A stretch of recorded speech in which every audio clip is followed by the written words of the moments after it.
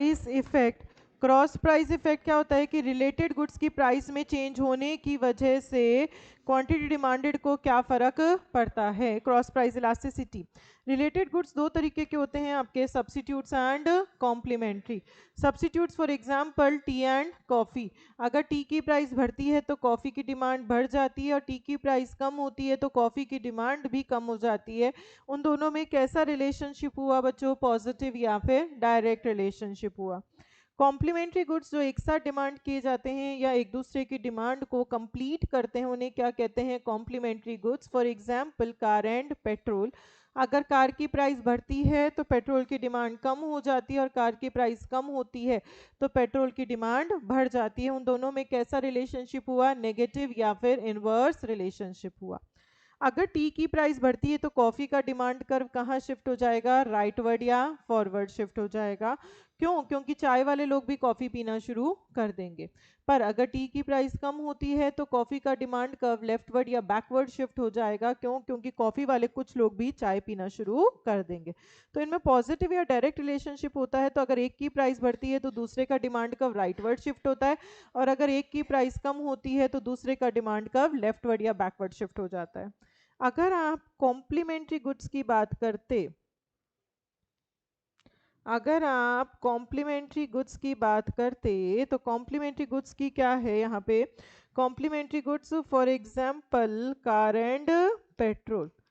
अगर कार की प्राइस बढ़ती है तो पेट्रोल की डिमांड कम हो जाती है, कार की प्राइस कम होती है तो पेट्रोल की डिमांड बढ़ जाती है।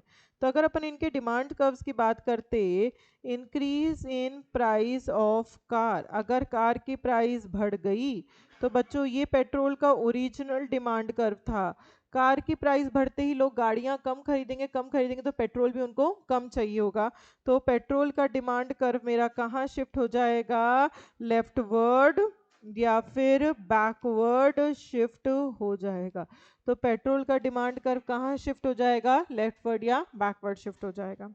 अगर अपन बात करते decrease in price of car, अगर कार की प्राइस कम हो गई तो ये पेट्रोल का ओरिजिनल डिमांड कर्व था। अब कार की प्राइस कम हो गई तो लोग और ज़्यादा गाड़ियां खरीदने लगे, और गाड़ियां खरीदने लगे तो उनको और ज़्यादा पेट्रोल चाहिए। तो इसी प्राइस पे पेट्रोल का डिमांड कर्व कहाँ शिफ्ट हो जाता है, राइटवर्ड या फिर इसे क्या कह सकते हैं, फॉरवर्ड शिफ्ट हो जाता है। तो कॉम्प्लीमेंट्री गुड्स में बच्चों नेगेटिव या इन्वर्स रिलेशनशिप होता है। तो अगर एक की प्राइस बढ़ती है तो दूसरे का demand curve leftward backward shift होता है, और एक की प्राइस कम होती है तो दूसरे का डिमांड कर्व जो है वो राइटवर्ड या फॉरवर्ड शिफ्ट हो जाता है।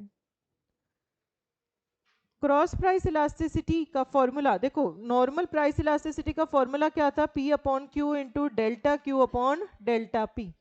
यहाँ पे एक प्रोडक्ट की प्राइस होती है तो दूसरे की क्वांटिटी। फॉर एग्जांपल मैं अगर टी और कॉफ़ी की बात करूँ तो टी की प्राइस बढ़ेगी तो ही तो कॉफ़ी का डिमांड बढ़ेगी। तो अगर प्राइस ऑफ टी है तो क्वांटिटी ऑफ कॉफ़ी है, अपन यही बात कर रहे हैं। प्राइस ऑफ टी है तो क्वांटिटी ऑफ कॉफ़ी है। अगर मैं अगर मैं कॉम्प्लीमेंट्री गुड्स की बात करूं, for example car and petrol, अगर कार की प्राइस बढ़ती है तो पेट्रोल का डिमांड कम हो जाता है। तो प्राइस ऑफ कार है तो डिमांड ऑफ किसका है, पेट्रोल है। तो इसका फॉर्मूला ऐसा हो सकता है क्या, पी एक्स क्यू वाई, तो एक कमोडिटी की प्राइस तो दूसरे कमोडिटी की डिमांड। ठीक है, तो क्रॉस प्राइस इलास्टिसिटी का फॉर्मूला क्या होता है, P X upon Q Y into delta Q Y upon delta P X. X का मतलब कुछ भी हो सकता है, टी भी हो सकता है और कार भी हो सकता है। वाई का मतलब कुछ भी हो सकता है, वाई का मतलब पेट्रोल भी हो सकता है, और वाई का मतलब कॉफी भी हो सकता है। अगर दो गुड्स एक दूसरे के परफेक्ट सब्स्टिट्यूट्स हैं, रियल लाइफ में कोई भी दो गुड्स कभी भी एक दूसरे के परफेक्ट सब्स्टिट्यूट्स नहीं होते, पर परफेक्ट सब्स्टिट्यूट्स जो ट्विन्स होते हैं, जो जुड़वा बच्चे होते हैं, हम शक्ल बच्चे होते हैं, कि वो दोनों सामने खड़े हैं तो अपन डिफ्रेंशिएट नहीं कर सकते कि कौन सा ए है और कौन सा बी है। उस तरीके की चीज़ों को परफेक्ट सब्स्टिट्यूट्स बोला जाता है। तो अगर दो गुड्स एक दूसरे के परफेक्ट सब्स्टिट्यूट्स हैं तो उस केस में क्रॉस इलास्टिसिटी कितनी होती है आपकी, इनफाइनाइट होती है। और अगर टू गुड्स एक दूसरे से कंप्लीटली अनरिलेटेड हैं,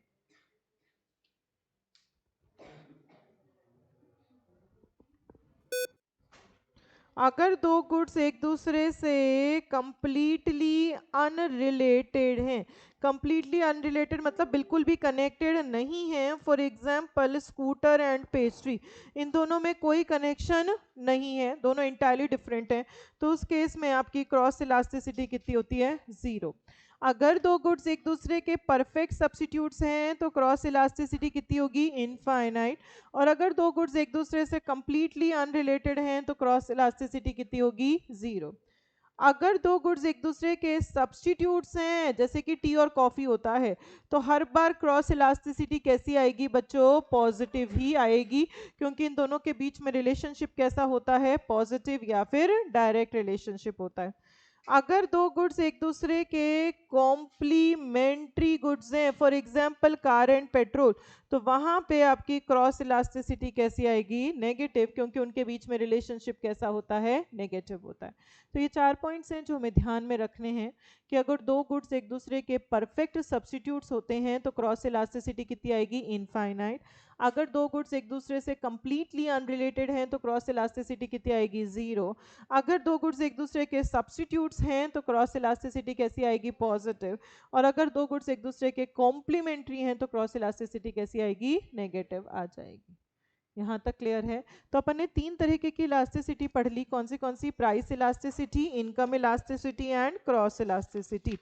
अगर बच्चों इन डिमांड की प्राइस बढ़ जाती, सॉरी, टी की प्राइस बढ़ जाती है तो कॉफी की डिमांड क्या हो जाएगी? ज़्यादा। और टी की प्राइस कम तो कॉफ़ी की डिमांड भी कम। अगर टी की प्राइस बढ़ती है तो कॉफ़ी का डिमांड कर्व कहाँ शिफ्ट हो जाएगा? राइटवर्ड या फॉरवर्ड। और अगर टी की प्राइस कम होती है तो कॉफ़ी का डिमांड कर्व लेफ्टवर्ड या बैकवर्ड शिफ्ट हो जाएगा। अगर कार की प्राइस बढ़ती है तो पेट्रोल का डिमांड कर्व लेफ्टवर्ड या बैकवर्ड शिफ्ट हो जाएगा। और कार की प्राइस इंक्रीज होती है, डिक्रीज होती है तो पेट्रोल का डिमांड कर्व राइटवर्ड या फॉरवर्ड शिफ्ट हो जाएगा।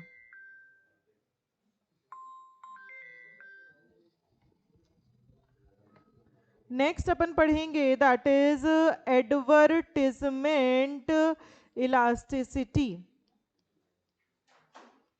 एडवर्टिजमेंट इलास्टिसिटी को ही क्या बोला जाता है? प्रमोशनल इलास्टिसिटी भी बोला जाता है। एडवर्टिजमेंट मतलब प्रमोशन।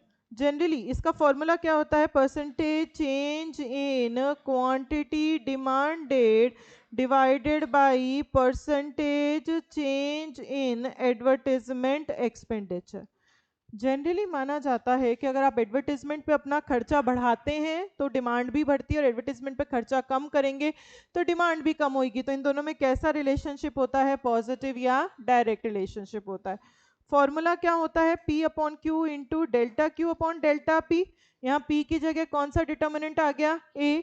तो A upon Q into delta Q upon delta A. A का मतलब क्या होता है? ए का मतलब होता है मेरा ओरिजिनल एडवर्टिजमेंट एक्सपेंडिचर। क्यू का मतलब होता है मेरा original quantity demanded. Delta Q का मतलब होता है मेरा चेंज इन क्वांटिटी डिमांडेड। और डेल्टा ए का मतलब होता है मेरा चेंज इन एडवर्टिजमेंट एक्सपेंडिचर। तो क्या फॉर्मूला होता है एडवर्टिजमेंट इलास्टिसिटी का? A upon Q into delta Q upon delta A. A का मतलब ओरिजिनल एडवर्टिजमेंट एक्सपेंडिचर, क्यू का मतलब original quantity demanded, delta Q का मतलब change in quantity demanded, and delta A का मतलब चेंज इन एडवर्टिजमेंट एक्सपेंडिचर। अगर यहाँ पे अपन अलग अलग इलास्टिसिटीज की बात करें, इलास्टिसिटी 0 मतलब change in demand upon change in advertisement expenditure. Demand में कोई चेंज नहीं हो रहा, चाहे एडवर्टिजमेंट का खर्चा बढ़ाओ घटाओ कुछ भी करो। मतलब एडवर्टिजमेंट का खर्चा मैं 2% से बढ़ा रही हूँ तो पहले डिमांड 400 यूनिट की आती थी, तो अगर मैंने बढ़ाया तो भी 400 की आ रही है। मैंने एडवर्टिजमेंट का खर्चा 1% से कम कर दिया तो भी डिमांड कितनी आ रही है? 400 यूनिट की आ रही है। तो डिमांड में कोई चेंज नहीं हो रहा। डिमांड कैसी है आपकी? अन अनरिस्पॉन्सिव है, डिमांड में कोई भी चेंजेस नहीं हो रहे हैं। सेकंड क्या है आपका? हेलो।